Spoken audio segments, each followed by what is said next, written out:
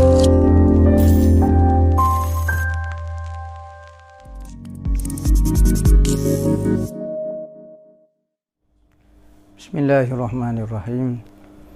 Alhamdulillahi rabbil alamin, wassalatu wassalamu ala asyrafil anbiya'i wal mursalin Sayyidina Muhammadin wa ala alihi wa sahbihi ajma'in. Qala rabbi shrah li sadri wa yassir li amri wa hlul 'uqdatam min lisani yafqahu qawli. Subhanaka la ilma lana illa ma 'allamtana innaka antal alimul hakim. Wa la haula wa la quwwata illa billah al-aliyyul azim. Amma ba'du. Assalamualaikum warahmatullahi wabarakatuh. Jadi pertama-tama kita mengucap syukur pada Allah Subhanahu wa taala kerana dengan kasih sayang Allah Subhanahu wa taala mampu lagi kita hidup di bumi Allah. Mampu lagi kita mengecap, merasai berbagai nikmat yang Allah taala beri kepada kita. Yang mana nikmat itu perlulah kita mensyukurinya. Itulah tugas kita sebagai hamba apabila mendapat apa-apa nikmat daripada Allah Subhanahu wa taala. Jadi kita kembali kepada pengajian kita, kitab Ar-Risalah Jami'ah yang dikarang oleh Habib Ahmad bin Zain bin Alawi bin Al-Habashi, sehinggalah pengajian kita sampai kepada furudus solah. Furudus solah ataupun dipanggil arkanus solah, rukun-rukun dalam sembahyang. Ibadat sembahyang iaitu satu ibadat yang mesti dilakukan oleh setiap orang mukmin. Tidak ada alasan bagi mana-mana orang muslim, lelaki, perempuan, sama ada dia merdeka ataupun dia sebagai hamba, jika wujud maka dia mesti menunaikan kefarduan sembahyang. Maka sembahyang ini ibadat yang mesti dilakukan sepanjang hari, sepanjang minggu, sepanjang bulan, sepanjang tahun. Berbeza dengan ibadat lain seperti ibadat puasa contohnya. Ibadat puasa hanya dilakukan pada bulan Ramadan. Pada bulan-bulan lain tidak perlu.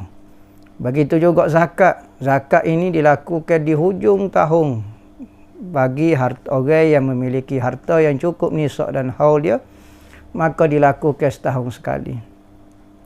Manakala haji pula bagi orang yang mampu sekali seumur hidup. Berbeza dengan sembahyang, maka setiap orang mesti melakukan sembahyang. Maka di dalam bab fiqh, bab yang paling penting mula-mula selepas daripada bab taharah adalah bab sembahyang. Kerana manusia semua sangat perlu kepada pengajian dalam bab sembahyang. Kerana semua orang perlu mempelajari ibadat yang wajib dilakukan pada waktu sekarang. Contohnya sekarang apa dia yang perlu kita lakukan. Contohnya sekarang awak perlu sembahyang. Puasa pagi esok baru puasa. Sekarang awak nak sembahyang maghrib, sembahyang isya, sembahyang subuh, kena belajar macam mana supaya ibadat kita betul dengan keinginan Allah Ta'ala, betul dengan keinginan Nabi. Sebagaimana hadis Nabi kata, sallu kama ra'aitumuni usalli. Sembahyanglah kamu sebagaimana kamu belajar macam mana aku sembahyang. Dalam hadis tadi memberitahu sembahyanglah sebagaimana ra'aitumuni usalli, sebagaimana kamu lihat aku sembahyang.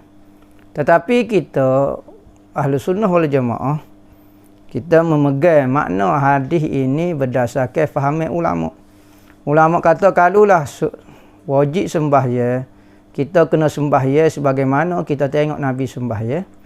Maka hadis ni menyatakan kita seorang abuk tak payah sembahyang. Kerana kita tak pernah tengok Nabi sembahyang macam mana, maka kita tak boleh melakukan ibadat sembahyang.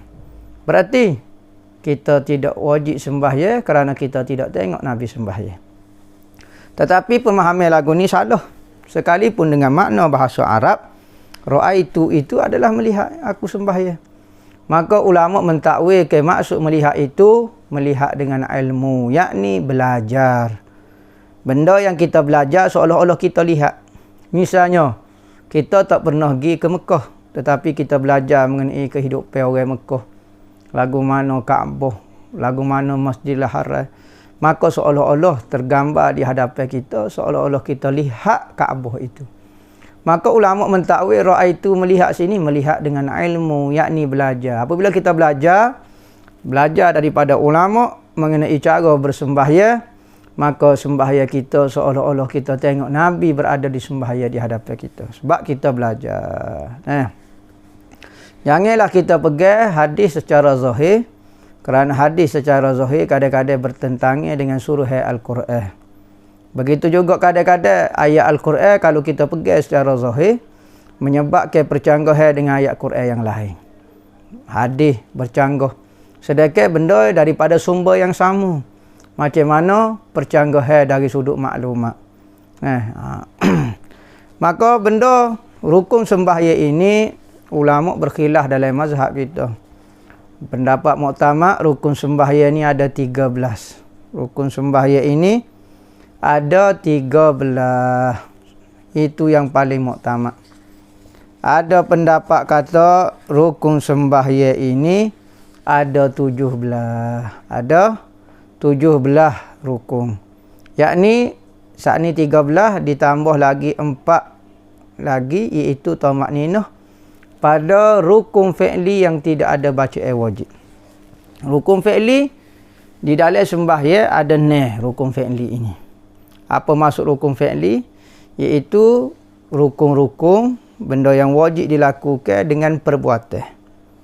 Ada benda mesti disebut rukun qauli dipanggil. Ketiga, rukun qalbi, yakni perlu diingat. Rukun terbahagi kepada 3. Rukun fi'li iaitu rukun yang perlu kita buat, seperti berdiri, kita rokok, kita i'tidal, kita sujud, kita duduk untuk sujud, kita duduk untuk tahiyat dan kita duduk untuk salam. Tahiyat dan selawat lah. Lepas tu duduk untuk salam. Tu perbuatan. Jadi kalau kita rokok tak perlu sebut perkataan rokok, tak perlu. Manakala ada rukun perlu disebut. Ada 5 benda perlu disebut di dalam sembahyang. Pertama, takbiratul ihram. Allahu akbar. Kena sebut lagu tu. Angkat tangan atau akad pun tak apa, hukum dia sah. Sebut Allahu akbar. Kedua, membaca surah Al-Fatihah. Lepas tu baca tahiyat kepada Nabi, at-tahiyatul mubarak. Keempat, baca selawat kepada Nabi. Kelimanya, baca salam, Assalamualaikum. Jadi 5 benda kena sebut. Benda kena buat. Satu benda kena ingat, iaitu rukun niat. Kita kena ingat di dalam hati kita nak buat apa sekarang. Contohnya kita berdiri nak semaya zuhur. Kita berdiri sekarang, kita kena sedar. Bagaimana kita nak sedarkan diri kita? Macam-macam kaedah ulama. Antaranya di dalam mazhab kita, sunat kita sebut kepada diri kita yang saya nak semaya. Usolli fardal zuhri, usolli fardal zuhri. Aku nak semaya fardal zuhur, aku nak semaya. Supaya sedarkan diri kita nak semaya sekarang, bukan nak bermain-main, bukan berdiri saja-saja, bukan masuk nak dalam masjid nak melihat keindahan masjid tak. Bukan saya nak sembahyang sekarang. Beritahu kepada diri kita, aku nak sembahyang fardu zuhur. Allahu akbar. Kelitahlah di hati kita, aku nak sembahyang itu ketika kita sebut Allahu akbar, rukun yang pertama. Maka tu dipanggil muqaranah niat, menyertakan niat kepada perbuatan pertama dalam sembahyang. Rukun pertama dalam sembahyang itu menyebut Allahu akbar. Rukun qauli, Allahu akbar. Tu rukun yang pertama. Maka tu mestilah ada niat. Kalau kita tak niat pada rukun yang pertama, maka hukum dia tidak sah sembahyang kita. Jadi rukun qauli ada 5, rukun fi'li ada 6, jadi 11, tambah rukun qalbi 1, jadi 12. Lagi 13 ke? Iaitu tertib di antara rukun fi'li dan rukun qalbi. Maka jadilah 13 rukun. Itulah pendapat muktamad. Manakala pendapat yang tidak muktamad disebut di dalam Imam Nawawi, sebut dalam Raudatul Talibin, iaitu 17 ditambah 4 tamakninah pada 4 rukun fi'li yang tidak ada bacaan wajib. Perbuatan di dalam sembahyang ada hak ada bacaan wajib, iaitu ketika qiyam ada bacaan Fatihah dah, maka tak perlu tamakninah. Kedua, ketika baca tahiyat, tentulah kita baca dah, duduk baca tahiyat, maka hak tu tidak perlu. Maka hak sekarang perbuatannya okey. Duduk untuk apa dah? Rokok, rokok, tak ada baca wajib, maka sebab tu disyaratkan tamakninah. Tidak kena tamakninah sebab tak ada baca wajib. Sujud kena tamakninah, duduk antara dua sujud kena tamakninah. Jadi 4 keadaan ni perlu tamakninah. Kerana tidak ada baca wajib, takut-takut kita terlupa untuk tamakninah pada tempat itu, maka disyaratkan tamakninah pada rukun fi'li itu, kerana takut tidak kita tak buat tamakninah maka tak jadi rukun tu. Bagi rukun yang sudah ada baca wajib, tak perlu lagi kita menyebut ke bab tamakninah. Kita masuk kepada rukun yang pertama di dalam sembahyang berdasarkan kitab ni, khilaf ulama ni. Muktamad sebagaimana kita sebut tadi ada 13 rukun. Pertama, rukun yang pertama dalam sembahyang niat. Niat ini kalau sembahyang fardu, sembahyang yang 5 waktu, mesti 3 benda kena mari. Hadir di dalam hati kita, aku nak sembahyang, aku ingin sembahyang, saya ingin bersembahyang, ikutlah. Bahasa Melayu boleh, bahasa Inggeris boleh, bahasa Arab, bahasa India, bahasa Tamil, bahasa Cina, bahasa asli boleh berlaku. Aku nak sembahyang fardu, sembahyang fardu. Nak sebut kalimah fardu, lepas tu nama dia, fardu apa dia? Zuhur ko asar. Aku nak sembahyang fardu zuhur. Aku nak sembahyang fardu isya. Bahasa Melayu boleh, bahasa Arab usolli fardu zuhri boleh, usolli fardu al-asri boleh. Terpulang. Nak guna bahasa Arab, bahasa India, bahasa Cina boleh. Itu lafaz niat. Manakala niat ni apa dia? Lintasi hati. Qasdu syai'in muqtarinan bi fi'li. Qasad nak buat sesuatu. Serta kita buat sesuatu itu, maka itu dipanggil niat. Kalau kita nak membuat sesuatu tapi belum membuat benda itu, maka itu dipanggil azam. Contohnya kita berazam nak sembahyang subuh di masjid. Maka kita buat dah ke sembahyang subuh, tak lagi. Kita hanya berazam, dipanggil azam. Keinginan sebelum daripada perbuatan, itu dipanggil azam. Kalau kita ingin berserta buat, maka dipanggil niat. Macam kita nak sembahyang, berserta kita sebut Allahu Akbar, kita melakukan rukun yang pertama dalam sembahyang, maka tu dipanggil niat. Kalau kita buat dulu tanpa ada keinginan, itu dipanggil lalai ataupun lupa. Kalau sembahyang fardu Jumaat pula, malam fardu Jumaat kena 4 benda yang hadir. Aku nak sembahyang fardu Jumaat makmum ataupun imam. Sebab apa perlu kena tambah imam dengan makmum? Kerana sembahyang Jumaat disyaratkan berjemaah. Setiap sembahyang yang disyaratkan berjemaah, maka imam dan makmum mesti hadir ketika lafaz Allahu Akbar. Kalau sembahyang yang tidak disyaratkan berjemaah, sembahyang zuhur tidak disyaratkan, nak sembahyang sore boleh, nak sembahyang jemaah boleh, maka tak perlu menyebut imam atau makmum. Kecuali kita nak jadi imam atau jadi makmum, kena sebutlah. Lagu tu. Tapi tak disyaratkan untuk mengesahkan sembahyang zuhur kena sebut imam dan makmum, tidak disyarat. Tapi kalau sembahyang Jumaat disyaratkan sama ada imam ataupun makmum. Kalau nak sembahyang sunat, 2 saja kena hadir. Aku nak sembahyang sunat tak disebut. Aku nak sembahyang apa dia? Saya nak sembahyang tarawih. Saja aku sembahyang tarawih. Tak disebut sunat tarawih. Saja aku sembahyang sunat witir. Tak disebut sunat. Saja aku sembahyang witir. Saja aku sembahyang duha. Saja aku sembahyang tahajud. Saja aku sembahyang hajat saja. Tak payah sebut sunat. Tu bagi sembahyang sunat. Bagi sembahyang sunat yang mutlak, sembahyang sunat tak ada. Habis dah kita sembahyang belakang dah. Saja aku sembahyang saja. Saja aku sembahyang. Aku nak sembahyang. Gitu saja. Berapa rakaat lepas tu lah. Kita nak sebut lepas pada tu pun tak apa. Dalam takbir pun tak apa. Yang penting tak payah sebut nama semaya dan fardu ataupun sunat, tak payah sebut. Tu niat dah. Kena berlatih lah niat. Berlatih niat, yakni kita sebut Allah Akbar beserta kita sedar kita nak buat apa. Niat ni tidak berbunyi, niat tidak panjang, niat tidak pendek, niat tidak lepen. Allahu Akbar. Dalam keadaan kita sedar kita nak semaya fardu zuhur, itu sudah cukup memadai untuk niat. Usolli itu sunat sahaja. Kalau kita tak sebut usolli pun sembahyang kita sah. Kalau kita sebut usolli tapi dalam hati kita masih belum sedar apa yang kita buat, maka hukum dia tidak sah sembahyang kita. Kedua, takbiratul ihram ma'aniyah. Akad takbir Allahu Akbar. Kena sebut Allahu Akbar. Tu maksud takbiratul ihram. Bukan angkat tangan. Angkat tangan ni sunat. Maksud takbiratul ihram melafazkan kalimah Allahu akbar. 8 huruf. Alif, lam, ha, alif, kaf, ba, ra. Akbar. Allahu akbar. Kena sebut molek lah. Allah. Jangan Allah. Jangan Allahu. Ai keba, akbar, kaf. Jangan ai keba. Ketiganya, akad tangan itu sunat saja untuk mendapat pahala. Kalau tak si akad pun hukum dia sah dah. Dan ni kita dah bahas mengenai rukun sembahyang. Yakni benda yang mesti kita lakukan dalam sembahyang. Kalau kita tak buat, hukum dia tidak sah. Ketiganya, membaca Fatihah dengan baca bismillah. Bismillahirrahmanirrahim. Jangan baca bismillah, sing tak bismillahirrahmanirrahim. Siapa waladdallin, amin. Baca siapa kat tu. Baca Fatihah dengan bismillah. Di dalam mazhab kita.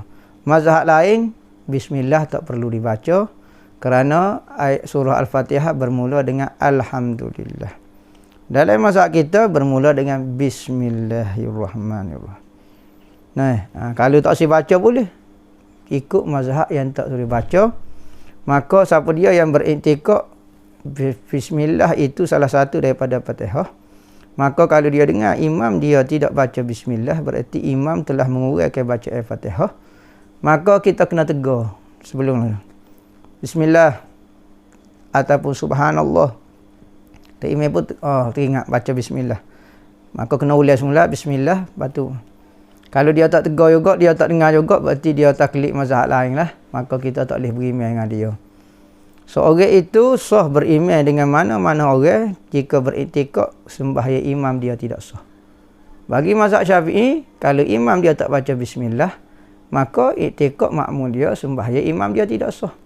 Maka apa faedah kita nak beriman dengan orang yang tidak sah sembahyang ni? Sekalipun benda ni ijtihadi, tetapi buat menurut ijtihad masing-masing. Cara Hanafi, Maliki, Hambali, Syafi'i. Jangan bercampur macam tu. Bukan nak menyempit ke Islam, tetapi nak seragam ke Islam. Qiraatul Fatihah bismillah wa tashdidat 14 dan tasydid ada 14 tepat. Ada 14 tepat di dalam surah Al-Fatihah. Kena jagalah. Kena berhati-hati seperti kalimah iyyaka na'budu wa ya mati so, ya hidup so. Alif bagi bawah, ya mati. I panjang, bukan iya. Ya mati. Ya bagi ngalih. Iyyaka na'budu wa iya siratal lazi. Siratal mati so, la hidup so. Tal mati. Lazi. Nama. Walad. Dok mati so. Lad. Do hidup so. Dol mati so. La hidup so. Walad. Dolin. Gitu. Itu antara tepat-tepat kena jaga tasydid dia ni. Ar-Rahmanir Rahim. Ra mati so. Jangan getar sangat ro. 5. Ikhrajud dha minaz-dha. Jangan baca walal zolin pula. Nak marah kat siapa dia lah ni.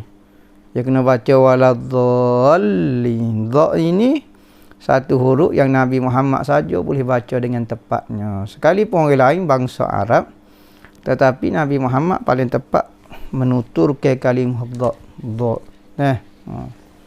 Jadi orang Arab sendiri tak tepat, kita lagi-lagi lah dha ni. Walabo, walato, walatung, walak, macam-macam deh nak suruh bunyi dha. Kalau dia dok campur dengan bo jadi bodoh, jadi bunyi-bunyi apa. Waladhdallin jadi bodoh, jadi kat orang Wala bulak kan wala bodoh jadi bunyi nama. Nak sebut wala Allah ni bunyi macam gitu tak boleh sebut bodoh dengan gitu ya. Keenamnya rukuk.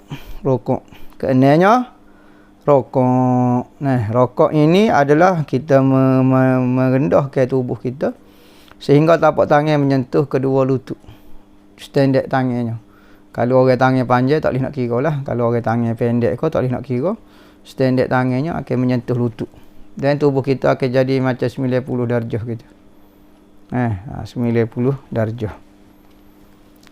Ketujuhnya, wajiblah dia tunduk itu sehingga mencapailah tapak tangan ini ke lutut. Kelapan, yatma'innu fihi wujub. Wajib tamakninah. Wajib tamakninah ketika rokok.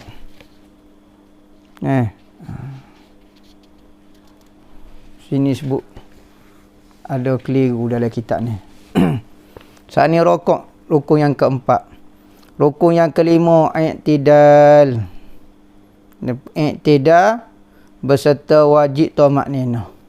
I'tidal, sami'allahu liman hamidah, rabbana walakal hamd. Rabbana walakal hamd tu tamakninah dah tu. Kemudian sujud 2 kali dan duduk di antara 2 sujud berserta tamakninah pada keduanya. Sujud dan duduk antara 2 sujud berserta tamakninah. Sujud pun tamakninah, duduk antara 2 sujud pun tamakninah. Apa maksud tamakninah? Tamakninah adalah tenang maknanya, ataupun as-sukun ba'da harakah. Ada kata as-sukun baina harakataini, diam di antara 2 gerak. Ada kata maksud diam selepas bergerak. Kita gerak daripada straight, gerak sini, okey berhenti sebentar, gerak berhenti. Gerak ni pula, okey berhenti sebentar. Sujud pula, okey berhenti sebentar. Naik pula, berhenti sebentar. Sujud pula, berhenti sebentar. Ada kata di antara rokok dengan bangun kena berhenti sebentar. Rokok okey berhenti sebentar sebelum naik semula. Tu maksud qada subhanallah standard.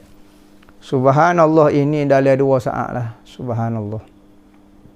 Ataupun 1 saat. 1 saat setengah lah. Berarti kalau orang semaya 1 saat setengah pada semua rukun, kecuali rukun Fatihah dan rukun tahiyat, hukum dia sah. Allahu Akbar, subhanallah. Allahu Akbar, subhanallah. Subhanallah. Subhanallah. Subhanallah. Subhanallah. Subhanallah. At-tahiyatul mubarakah. Sah hukumnya. Tidak batal, tidak batal. Cepat, cepat apa? Penting sembahyang itu tidak batal. Tapi kalau Allah tak tu mengarut tu, tak ada tamakninah, hukum dia batal lah sembahyang. Dalam mazhab kita, tamakninah ni rukun dalam sembahyang ketika melakukan rukun fi'li. Kelapanya ketujuh, lakukan demikian pada rakaat yang lain pelaku tu. Kelapanya baca tasyahud awal. Baca tasyahud awal. Baca tasyahud awal. Sini berapa sebut tasyahud awal? Tasyahud awal ni bukan rukun ni.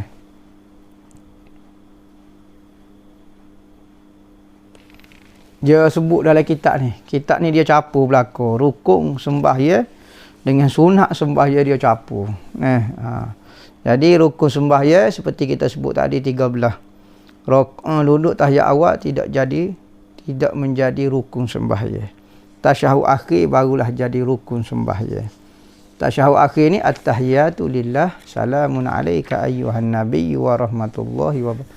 Salamun alayna wa ala ibadillahis salihin. Asyhadu an la ilaha illallah wa asyhadu anna Muhammadan abduhu wa rasuluh. Allahumma salli ala Muhammad. Habis kata. Maka boleh buat salat assalamualaikum, assalamualaikum. Macam kita buat ketika tarawih, baca tahiyat cepat sangat, itulah baca.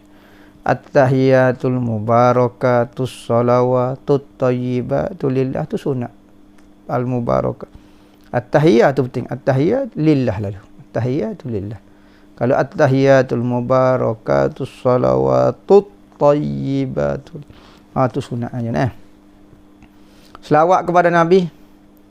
Selawat kepada Nabi dengan apa? Allahumma salli ala Muhammad. Paling pendek. Ataupun Allahumma salli ala Sayyidina Muhammad. Boleh berlaku. Nah. Lepas pada tu, lepas beri tahiyat, beri salam dengan lafaz asing mati. Assalamualaikum warahmatullahi. Assalamualaikum. Salam panjang dah. Kalau assalamualaikum warahmatullahi. Assalamualaikum. Tak panjang. Assalamualaikum. Assalamualaikum warahmatullahi. Assalamualaikum. Sah tak? Sah. Pendapat muktamad kata. Kerana apa? Kerana tak ada alih itu sekalipun makna hukum dia sah. Tak panjang kalimah assalam. Tak panjang. La tu pakai assalamualaikum. Assalamualaikum. Assalamualaikum. Assalamualaikum. Patut panjang dah. Dia bagi assalamualaikum. Nah, hukum dia sah atas pendapat muktamad. Sekalipun salam tanpa alih salam itu makna dia bab jual beli, baik jual beli salam, jual beli tempuh. Salam maknanya saya tepuh kepada kamu. Tak boleh. Sekalipun makna dia berubah, tetapi ulama uzur pendapat muktamad assalamualaikum hukum dia sah. Nah. Jadi sebab itulah di dalam perbahasan ilmu fiqh bab menentukan sah tak sah sembahyang mesti rujuk kepada ahli fiqh. Nah, seperti bacaan dalam Fatihah, bacaan gapo dia. Ada ulama fiqh menghukumkan makruh saja. Ada ulama fiqh menghukumkan haram kalau baca salah dalam Fatihah. Tetapi sah tetap sah. Ada ulama tajwid, sekalipun ulama tajwid kata bacaan Fatihah ini salah. Tetapi ulama fiqh pun kata salah, tetapi tidak membatalkan sembahyang. Sebab tu ahli Quran hanya dia tahu mengenai cara nak baca Al-Quran. Kalau salah, ya betul menurut pembacaan qiraat, pembacaan hukum tajwid. Tetapi sah tak sah kena rujuk kepada ahli fiqh. Ahli fiqh dia lebih dalam lagi perbahasan dia kerana menentukan sah tak sah sembahyang. Sekalipun bacaan itu salah menurut ahli bacaan, tetapi menurut fiqh hanya makruh ada pendapat. Seperti kalimah waladhdall, tak sapan ni waladhdallin. Ada ulama kata makruh saja. Ada ulama kata haram tapi sah. Batal, tak ada ulama kata batal. Sebab dhal panjang ni harakat dengan waladhdallin makna sama. Orang yang sesat berlaku. Tapi apa awak baca panjang? Kerana kita terima daripada Nabi cara baca dhallin dipanjangkan. Sedangkan bahasa Arab panjang dhalin dengan pendek makna dia sama sahaja, yakni orang sesat. Maka kalau bacaan dipendekkan tidak mengubahkan makna Al-Quran itu. Cuma bacaan Al-Quran ni kita terima daripada Nabi. Maka selagi mana tidak merubah ke makna dan kalimah, hukum dia sah sembahyang. Sekalipun bacaan yang fusahah ko. Sekarang geger isu masalah ga dengan qaf. Mustaqim dengan mustaqim. Ada ahli qiraat kata mustaqim, gim baca dengan ji, gim itu bukan bahasa Arab dan tak sah sembahyang. Jadi perkataan lagu ni nampaknya bukan daripada ilmu, bukan rujukkan kepada ahli-ahli fiqh. Ahli fiqh dah bahas perkataan kalimah mustaqim ini hukum dia sah dalam sembahyang. Sekalipun ada khilaf ulama, antara orang yang menyatakan sah Syekh Zakaria Al-Ansari. Suhur dia ni masyhur di Mesir sebagai ahli qiraat pun dia. Maka apabila ditanya macam mana orang baca mustaqim, maka hukum dia sah sembahyang dia. Bahkan ulama kata bahasa Arab sebenar adalah mustaqim. Lepas tu mustaqim tu siapa dia? Bahasa baru, bahasa mudhar, bani mudhar yang benar. Ya, kalimah bahasa mudhar ini adalah orang Hijaz, orang tanah Mekah yang sebenar. Bani mudhar dia ada 7 anak, antaranya Quraisy. Maka kalimah qaf disebut dengan ga ini adalah perkataan bahasa puak-puak dia, Bani Mudhar, yakni penduduk asal orang Hijaz. Maka dia sebut mustaqim, itu paling fasih dan itu lebih fusahah lagi berbanding mustaqim. Tetapi baca yang fasih sekarang menjadi mustaqim qaf. Nah, sekalipun bahasa Arab lama mustaqim itu lebih fasih. Jadi khilaf ulama. Nak mengekalkan guna bahasa lama mustaqim sah. Dan dia bahasa Arab. Ya, fasih. Ya, fasih. Bahkan bahasa orang-orang lama. Bahkan ulama-ulama Ahlul Bait kata wajib baca apa dia baca mustaqim tak sah. Mustaqim tu riwayat keluarga dia, kerana Bani Mudhar, antara Bani Mudhar adalah Bani Quraisy, Bani Huzai, Bani ada 7 Bani. Salah satunya Bani Quraisy, yakni bangsa Nabi sendiri.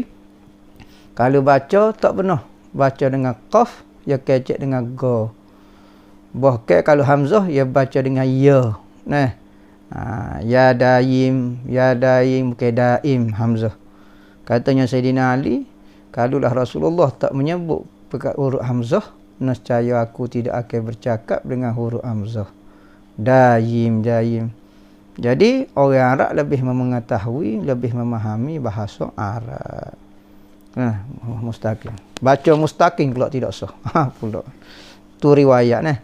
Tetapi yang masyhur sama ada ulama mutaakhirin ataupun ulama mutakaddimin kata mustaqim. Dari sudut lorah, dari sudut gapo, mustaqim. Jangan duk baluh gapo dia. Demo nak baca mustaqim boleh, nak baca mustaqim boleh, sudah dibahas. Bahkan ulama kata kita baca mustaqim dengan syarat. Kalulah kita tidak takalluf, dia panggil.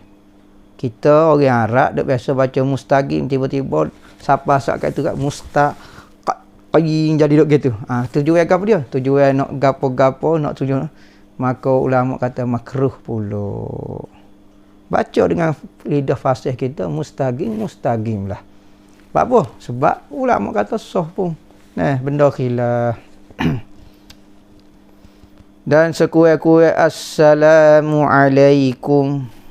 Dan paling kurang tasyahud at-tahiyatu lillah, salamun alayka ayyuhan nabiyyu wa rahmatullahi wa barakatuh, salamun alayna wa ala ibadillahi salihin, asyhadu an la ilaha illallah wa anna muhammadan abduhu wa rasuluh.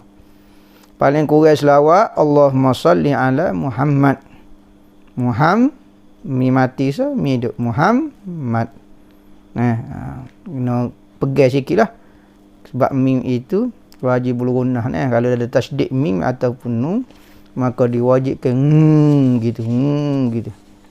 Muhammad gitu sikit. Gunnah dia panggil.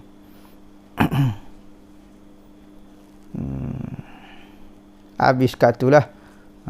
Buat masa ni, mudah-mudahan pelajaran kita ini dapat kita amalkan sampai akhir hayat kita. Wabillahi taufiq wal hidayah. Wassalamualaikum warahmatullahi wabarakatuh.